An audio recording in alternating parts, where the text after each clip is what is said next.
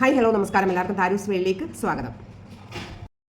എന്തുകൊണ്ടാണ് 49 മുതൽ 53 വരെ പേജുകൾ മനഃപൂർവ്വം കണക്കുകൂട്ടി ഒഴിവാക്കിയത്?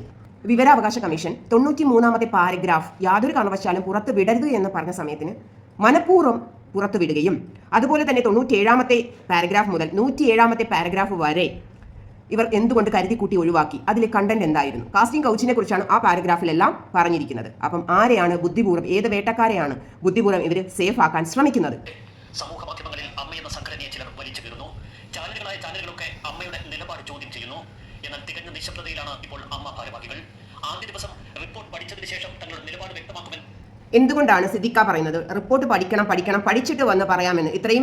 ഇത്രയും മണിക്കൂറുകൾ കഴിഞ്ഞിട്ടും റിപ്പോർട്ട് പഠിച്ചില്ല എന്ന് പറയുമ്പോൾ എന്താണ് നമ്മൾ ഇതിന് മറുപടി പറയേണ്ടത്? ഇത്രയും നാൾ അമ്മ സംഘടന എന്താണ് ചെയ്തത്? ഒരു ഹാസ്യ നടനായ ഇന്നസെന്റ് ചേട്ടനെ ആ ഒരു സ്ഥാനം കൊടുത്ത് ഇരുത്തിയിട്ട്, കീ കൊടുക്കുന്ന ഒരു പാവയെ പോലെ ആയിരുന്നു ബാക്കിയുള്ള പവർ ഗ്രൂപ്പുകാർ ഓരോ കാര്യങ്ങൾ തീരുമാനിച്ചതും എല്ലാം. ഇന്നസെന്റ് ചേട്ടൻ പ്രസിഡന്റ് ആയിട്ടിരുന്ന കാലങ്ങളിൽ പ്രത്യേകിച്ച് ഗൗരവമായ ഒരു ആക്ഷൻസും എടുത്ത് നമ്മൾ കണ്ടിട്ടില്ല. അദ്ദേഹം നിയമസഭയിൽ പോകുമ്പോൾ പോലും ആ ഒരു ഹാസ്യ നടനെ പോലുള്ള ലാഘവത്തിൽ തന്നെയായിരുന്നു അവിടെയും സംസാരിച്ചിരുന്നത്. നമ്മളൊക്കെ ശ്രദ്ധിച്ചതാണ്. അപ്പോൾ അദ്ദേഹത്തിനെ ഒരു പടം പോലെ ഇരുത്തിയിട്ട് പുറകെയുള്ള പവർ ഗ്രൂപ്പുകാരായിരുന്നു കാര്യങ്ങളൊക്കെ തീരുമാനിച്ചിരുന്നത്. അത് ഒരു പ്രമുഖ നടൻ ഒരു നടിയെ പീഡിപ്പിച്ച കേസിൽ പോലും നമ്മൾ കണ്ടതാണ്. അദ്ദേഹത്തെ കുറച്ച് നാളിലേക്ക് മാറ്റി നിർത്തുകയും വീണ്ടും തിരിച്ചെടുക്കുകയും ചെയ്ത ആ പ്രവൃത്തിയിൽ നിന്ന് തന്നെ നമുക്ക് മനസ്സിലാവും പവർ ഗ്രൂപ്പുകാർ എത്ര ശക്തമാണെന്നും അവരുടെ തീരുമാനത്തിലാണ് ഓരോ കാര്യങ്ങൾ നടക്കുന്നതെന്നും നമുക്ക് മനസ്സിലാവും. എന്ത് സംഭവങ്ങൾ ഉണ്ടായാലും ഫേസ്ബുക്കിൽ പോസ്റ്റ് ഇടുന്ന ലാലേട്ടനോ മമ്മുക്കായോ ഒന്നും ഇതുവരെയും പ്രതികരിച്ച് കണ്ടില്ല. അപ്പോൾ അവർ കൂട്ടമായിട്ട് അവരൊരു ഗ്രൂപ്പിൽ മെസ്സേജുകൾ പാസ് ചെയ്യുന്നുണ്ട്. നിങ്ങൾ ആരും ഭയപ്പെടേണ്ട ആവശ്യമില്ല. അതായത് രാഷ്ട്രീയത്തിൽ നിന്ന് നല്ല രീതിയിൽ നിങ്ങൾക്കൊരു ഹെൽപ്പ് കിട്ടുന്നതായിരിക്കും, എല്ലാവരുടെയും പ്രശ്നങ്ങൾ സോൾവ് ചെയ്യും, നിങ്ങൾ ആരും പ്രതികരിക്കരുത് എന്ന് പൊതുവെ ഒരു മെസ്സേജ് കൈമാറി കഴിഞ്ഞു. അതുകൊണ്ടാണ് എല്ലാവരും നിശബ്ദരായി തുടരുന്നത്. എക്സിക്യൂട്ടീവ് യോഗം ചേർന്ന് നിലപാട് വ്യക്തമാക്കാമെന്നാണ് അമ്മയുടെ ചില ഭാരവാഹികൾ മാധ്യമങ്ങളോട് പറഞ്ഞത്. എന്നാൽ ഇന്ന് എക്സിക്യൂട്ടീവ് യോഗം ചേരും എന്ന കാര്യത്തിൽ ധാരണയില്ല. ഏതെങ്കിലും വിധത്തിൽ പരമാവധി ഈ പ്രശ്നങ്ങൾ വലിച്ചു നീട്ടുകയാണ് അമ്മയുടെ ഭാരവാഹികൾ.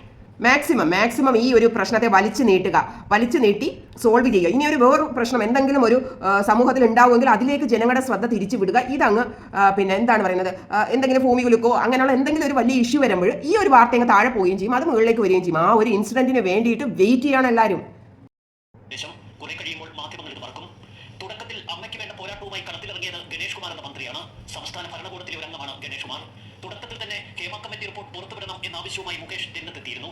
എന്നാൽ മുകേഷിന്റേത് ഇരട്ടമുഖമാണ് എന്ന് സമൂഹം തുടക്കത്തിൽ ഇത്രയും ആവേശം കാണിച്ചു. ആ റിപ്പോർട്ട് വരണമെന്ന് വളരെ ആവേശം കാണിച്ചത് അദ്ദേഹത്തിന്റെ ഒരു ഇരട്ട മുഖം തന്നെയായിരുന്നു. അദ്ദേഹം എന്തൊക്കെയോ പേടിക്കുന്നുണ്ടായിരുന്നു എന്നതാണ് അർത്ഥം. എന്തുകൊണ്ടാണ് നടി രഞ്ജിനി ഭയപ്പെട്ടത്? അവരുടെ മൊഴി പുറത്തു വരുമോ? അപ്പം എന്തുകൊണ്ടാണ് ഇവരൊക്കെ ഭയപ്പെടുന്നത്? അതിനൊക്കെ ആൻസർ നമുക്ക് ഒന്നിരുന്ന് ചിന്തിച്ചാൽ മനസ്സിലാവും. റിപ്പോർട്ടിന്മേൽ അമ്മയുടെ ഔദ്യോഗിക ഭാരവാഹികളൊന്നും പ്രതികരിക്കരുത് എന്ന രഹസ്യ നിർദ്ദേശം ഇതിനകം തന്നെ ചില ഭാരവാഹികൾക്ക് നൽകി കഴിഞ്ഞു. ഭാരവാഹികൾക്ക് മാത്രമല്ല, പ്രമുഖ നടന്മാർക്കും നടിമാർക്കും ഒക്കെ ഇത്തരത്തിൽ രഹസ്യ നിർദ്ദേശമാണ് ഇപ്പോൾ കിട്ടിയിരിക്കുന്നത്. കൂടുതൽ അപകടത്തിലേക്ക് ഹേമ കമ്മിറ്റി റിപ്പോർട്ട് പതിക്കില്ല. അതിനു മുൻപ് തന്നെ ഉന്നതർ ഇടപെട്ട്, അതായത് കൊറോണ വന്ന സമയത്തിന് കുറെ സോഷ്യൽ മീഡിയയിൽ കുറെ ഭയപ്പെടുത്തുന്ന രീതിയിലുള്ള കുറെ വാർത്തകൾ വന്നിരുന്നു. അപ്പോൾ പെട്ടെന്ന് വന്നിട്ട് സർക്കാർ ഇടപെട്ട് പറഞ്ഞിട്ടുണ്ട് ആരും ഭയപ്പെടേണ്ട ആവശ്യമില്ല, നമ്മളിത് ഈ ഒരു ടൈം അതിജീവിക്കും, നമ്മൾ ഇതും കടന്നു പോകും, അതിജീവിക്കും എന്ന് അതുപോലെ ഒരു ശക്തമായ ഒരു സപ്പോർട്ട് എല്ലാവർക്കും കൊടുത്തിട്ടുണ്ട്. ആരും സംസാരിക്കരുത്, ഈ ഒരു അവസ്ഥ നമ്മൾ അതിജീവിക്കുമെന്ന് ഭയങ്കരമായ സപ്പോർട്ട് കൊടുത്തതുകൊണ്ടാണ് എല്ലാവരും നിശബ്ദരായിരിക്കുന്നത്. സന്ദേശവും ഇപ്പോൾ സംഘടനയിൽ പായുന്നു. ഹേമ കമ്മിറ്റി റിപ്പോർട്ട് പുറത്തുവിടുന്നതിൽ തികഞ്ഞ അലംഭാവമാണ് തുടക്കം മുതൽ സർക്കാർ സ്വീകരിച്ചിരുന്നത്. അതിന് കാരണക്കാർ ഗണേഷ് കുമാറോ മുകേഷോ ആണോ എന്ന സംശയം സമൂഹ മാധ്യമങ്ങളിൽ ഉയരുന്നു. ഹേമ കമ്മിറ്റി റിപ്പോർട്ട് പുറത്തു വന്നാലും വേട്ടക്കാർ സുരക്ഷിതമായിരിക്കുമെന്ന തലത്തിൽ ചില പ്രസ്താവനകൾ മന്ത്രിമാരുടെ ഭാഗത്തു നിന്നുണ്ടായി. അതുകൊണ്ട് തന്നെ അമ്മ തികഞ്ഞ ജാഗ്രതയോടെയാണ് ഇപ്പോൾ കാര്യങ്ങൾ നോക്കിക്കാണുന്നത്. വേട്ടക്കാരെ സംരക്ഷിക്കുക എക്കാലത്തും അമ്മ സംഘടനയുടെ ലക്ഷ്യങ്ങളിൽ ഒന്ന് തന്നെയായിരുന്നു. മുൻപ് നടി ആക്രമിക്കപ്പെട്ട കേസിൽ ദിലീപിനെ സംഘടനയിലേക്ക് തിരിച്ചെടുത്തതും പിന്നീട് WCC അംഗങ്ങളെ ഒറ്റപ്പെടുത്തിയതുമൊക്കെ ഇപ്പോൾ നമ്മുടെ മുന്നിലുണ്ട്.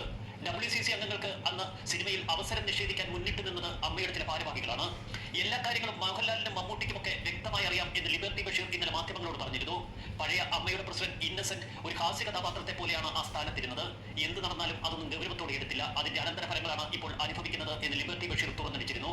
അമ്മയുടെ പ്രസിഡന്റ് മോഹൻലാൽ എന്തുകൊണ്ടാണ് വിവാദങ്ങൾ ഇത്രയധികം കത്തിയാളിയിട്ടും ഹേമ കമ്മിറ്റി റിപ്പോർട്ടിനെ കുറിച്ച് ഒരക്ഷരം ഉരിയാടാത്തത്?